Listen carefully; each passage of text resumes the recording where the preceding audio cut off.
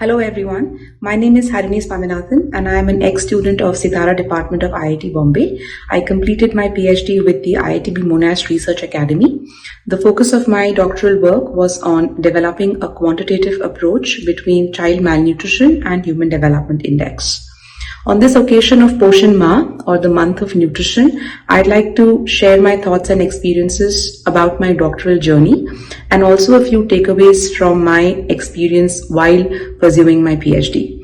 My work was divided into three main parts. The first one was where I completed a field stay at Shiopur, Madhya Pradesh. The second one was a randomized control trial in Dharavi, Mumbai, where we worked with the Sion Hospital, the government of Maharashtra's Women and Child Development Ministry, and also the Sion Hospital, which is located very close to Dharavi. The academic partner in that case, of course, was IIT Bombay. The third part of my work was to develop an index using household level data to connect child malnutrition and the three components of Human Development Index, that is life expectancy, standard of living, and education outcomes. When I worked at the field, there were three main takeaways that I had. The first one was that cultural influences play a huge role in how families and communities approach the subject of nutrition. The second one was that whenever we look at the guidelines that World Development Organizations such as the UNICEF or the World Bank or WHO, all these big organizations, whatever they are developing, the language in which it is communicated to the people has to be as per their requirements and their needs.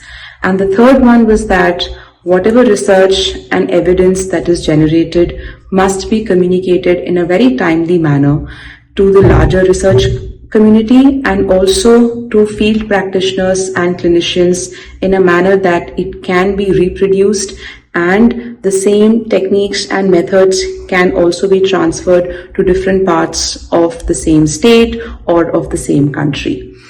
So when we talk about malnutrition, the first thing that comes to our mind is that maybe it's just the work of doctors, pediatricians, or maybe just nutritionists. But my answer to that is no, it's not. It's the work of everyone, actually speaking. We need data scientists, we need field workers, we need frontline workers, clinicians, nutritionists, doctoral students, postdoctoral students, professors, academicians, everyone to step in and look at this challenge of malnutrition as a wholesome one and make the child the priority. I've always been told that policymakers do not have the luxury of being indecisive, and I think that is what is the main role of academicians and also of people who are working in this area, is to generate rigorous and rich evidence to support the decisions that our policymakers are making to ensure that as far as budgeting and planning is concerned, the child is truly the priority. Every ounce of effort is towards ensuring that each child in our country gets the right start that they truly deserve. And I believe that a month like this, where we bring the entire community together and focus on child nutrition and how the impact of a healthy child, how a healthy child can go on to ensure that the entire country remains healthy and everybody deserves the start that they need, the cognition, the learning abilities, adult income, all of that is looked after if we are able to challenge this entire problem of malnutrition and tackle intergenerational transmission of malnutrition and poverty in a manner that the dent is made and the entire cycle is broken forever. I truly congratulate my department, my institute for being a big part of this entire movement, and most importantly to also the IITB UNICEF group, which is making some great strides in this area.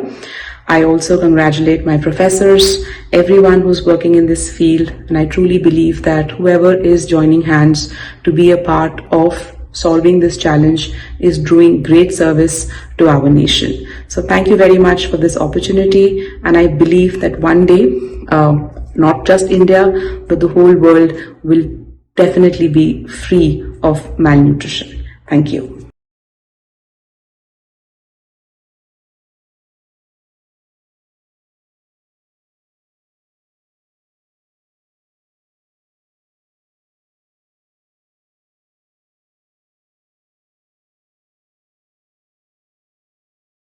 Hello, my name is Danyal and I'm an instrumentation engineer, passed out in 2016, and I have completed my master's in technology and development from Sitara IIT Bombay in 2021. Uh, there I worked on a research work with Professor Agnihotri on HMI's data analysis for maternal and child health parameters in Maharashtra, where we had done various types of analysis on different data elements, indicators, and in addition to this, we started our work with doing field visits at rural as well as urban primary health centers to understand the data pipeline, data flow, and interacted with the health workers and the data operators to understand the challenges they are having and get more insights, which helped our entire group who has been working on HMIS data since last 2 years. Uh, Apart from this, I have then from after my completion of my masters, I have been working as a research fellow at Sitara Nutrition and Health Group with Professor Agnihotri, where I have been working on projects with NHM Maharashtra, UNICEF Maharashtra, PCMC, MCGM, etc. So my work is more on utilizing the public domain data and the confidential data as part of the project, and performing the data cleaning, data analysis, and providing key inputs through policy briefs or through uh, like through different presentations and documents, so that we can help the stakeholders or the government to identify the areas of improvement. And also, as part of a project with NHM Maharashtra, we have been developing a web portal on HMI's data for identifying key issues on maternal and child health, where I am assisting as part of managing the database management database, and also assisting from data side about the indicators and interacting with the stakeholders. uh, and in addition to all this, I have also trained class 1 officers at Yashoda and the UNICEF consultants on data analytics, utilization of various data analysis tools. So these are all part of my ongoing work. And so yeah, that's all from my side. Thank you.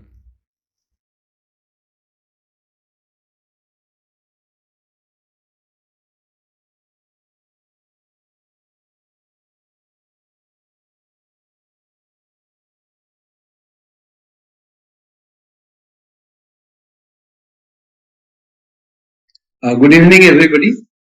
Welcome to the discussion related to the changes that have happened between the NFHS fourth round and NFHS fifth round. We'll be discussing an issue which is a matter of concern, that is anemia, anemia among women and anemia among children. And this requires some serious attention. NFHS provides data for different segments. So it does provide data for children who are 6 months to 59 months, and their anemia is defined if the hemoglobin level goes below 11 grams per dl. Similarly, girls and women in the 15 to 19-year age group, this is important, 15 to 19-year age group, girls and women.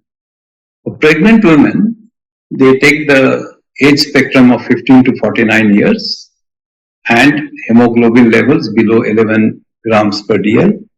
Non-pregnant women, 15 to 49 years, hemoglobin level below 12 grams per dl. Now let us see how do these patterns look like. And in contrast to the previous patterns that we have seen, here we see a considerable spike in the levels of anemia. Let us look at the All India picture. For children in the age group of 6 to 59 months, if you use the same cutoff as the NFHS 4 has, you suddenly find the red zone, if I may use that term, expanding considerably. It's only Kerala which kind of holds out during NFHS 5, and even in Northeast, the green patch that we see in NFHS 4 goes away, disappears. Now, is this something which is happening to children alone? That's the next question. So let us look at non-pregnant women in the 15 to 49 year age group who are anemic. Again, we use the same cutoff in the NFHS 4 and NFHS 5. The red zone expands considerably, the green one shrinks, the yellow shrinks as well. So this is something which is happening even to women in the 15 to 49 year age. Let's look at what happens to 15 to 49 years who are anemic pregnant women. For pregnant women, again we notice that Kerala and some part of the Northeast holds out, but between NFHS and NF4 and NFHS 5 transition that has happened, there is a considerable expansion of anemia. Of course, you would notice that here Maharashtra has shown certain gains, but that's a small consolation, one could say. And then if you go to all women in the 15 to 49 year age group who are anemic, again we see this same pattern of a huge increase in anemia, and even a state like Kerala, which was in the green belt or green zone, moves into the yellow band. This is intriguing. All women in the 15 to 19 year age group who are anemic, we again see a similar pattern. The whole thing turns fairly reddish, which again shows considerable increase in the levels of anemia. Now, what is this telling us? There are two, three aspects that we should worry us. This considerable increase in anemia doesn't exactly gel with the reduction in infant mortality, reduction in neonatal mortality. It doesn't gel with the reduction in wasting and stunting and underweight. Yes, severe wasting has stagnated, but then none of these factors really gel. We have done some preliminary analysis. This is kind of a work in progress, because we would have expected a clear relationship between the anemia levels in NFHS 4 and anemia levels in NFHS 5, because the methods have been same. I mean, the method used in NFHS 4 during NFHS 4 and during NFHS 5 has been same. So it's not that one is using another method of taking the samples, and therefore one is talking of two different scales like centigrade and Fahrenheit. So that's not the reason. So one is wondering why this has happened. It seems that the relationship between the anemia levels in NFHS 5 and the anemia levels in NFHS 4 are as if the NFHS 4 levels have been raised by a pad of maybe 11%, 25%, 30% for almost entire set of population.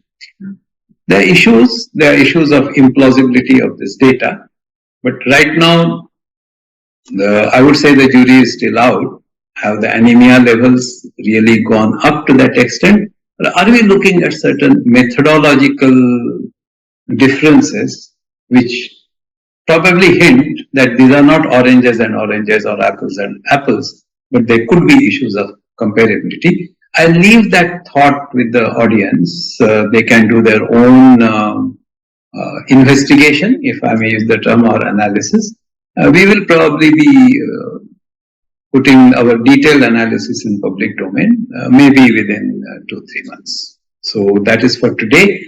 So what we have seen overall is various other parameters at the all India level with states as a unit have shown improvement if we take the NFHS cutoffs. The extent of improvement may not be to everybody's satisfaction, but improvement has taken place, whether we are looking at stunting, wasting, underweight, severe wasting, or mortality, neonatal, infant and child under 5 mortality. Anemia continues to be a cause of concern. We will then go and see how individual states have fared, because India is a large and diverse country, and what may be applicable for Tamil Nadu may not exactly be applicable for West Bengal or Himachal Pradesh, and so on and so forth. So it is instructive to look at how have the states fared in this journey from NFHS 4 round to NFHS 5 round. Thank you very much.